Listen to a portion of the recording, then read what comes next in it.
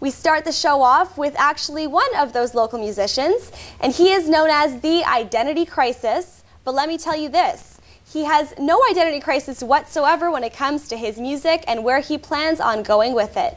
I'm joined now by Paul Castro of the Identity CRiSiS. Thanks for being here, Paul. Thank you. Thanks for having me. So you are a local guy, aren't you? I am. Born and raised in good old Mississauga. Good old Mississauga. So what high school did you go to then, so we can track you back? I went to Applewood Heights Secondary School. Great. Yep.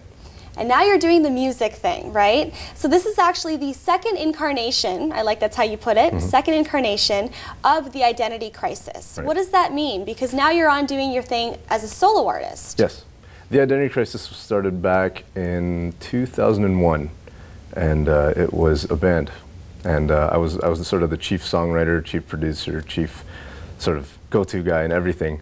And we dropped a record back in 2004 called "Your Girlfriend Thinks I'm Fine," and the record came out in the summer of 2004. And when we did our CD release party, that was our last gig as a band.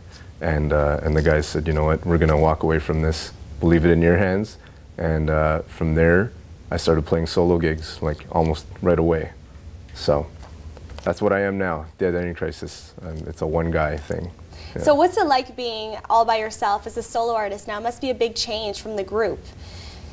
It is quite different. I'm not working with other people's schedules so much unless I've got a live show coming up, because I do still play with a live band.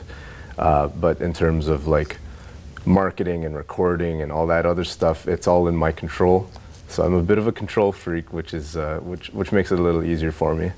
So I like the way things are flowing right now.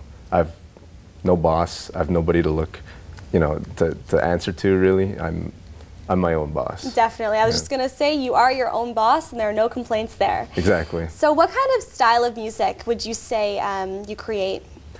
Stylistically, it's sort of all over the map, and which is what the name The Identity CRiSiS means. I can't really figure out what to file my sound under. You go to HMV or Music World and you see pop, you see rock, you see hip hop, you see, all these other genres. And I think I sort of fall under each of those genres.